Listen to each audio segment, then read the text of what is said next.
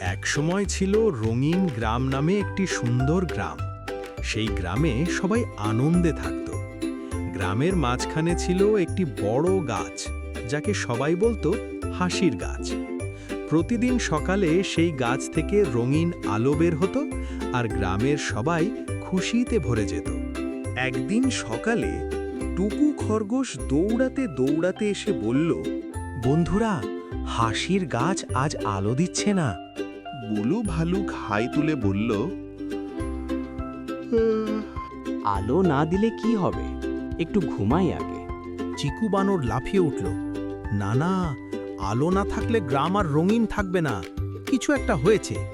মিনা পাখি আকাশ থেকে উড়ে এসে বলল, আমি উপর থেকে দেখেছি গাছের শিকড় শুকিয়ে যাচ্ছে। সবাই তখন গিন্নি কচ্ছপের কাছে গেল।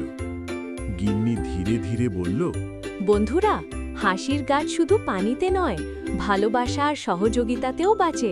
তোমরা কি ইদানিং একসাথে খেলছো? সবাই চুপ করে গেল। তারা বুঝল তারা নিজের নিজের কাজে ব্যস্ত হয়ে পড়েছিল। টুকু বলল, চলো আমরা সবাই মিলে গাছটাকে বাঁচাই। সবাই একসাথে কাজ করল।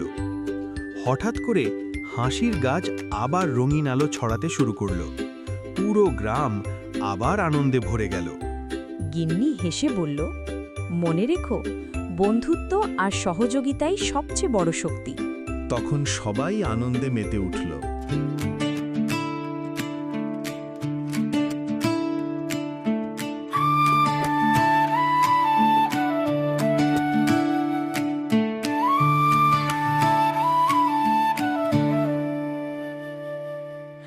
এক সময় ছিল রঙিন গ্রাম,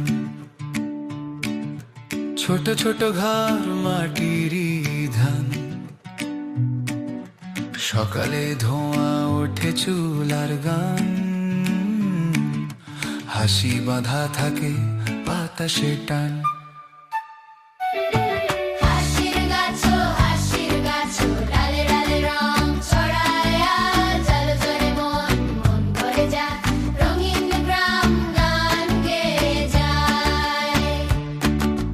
মাঝখানে দাঁড়িয়ে সেই বড় গাছ,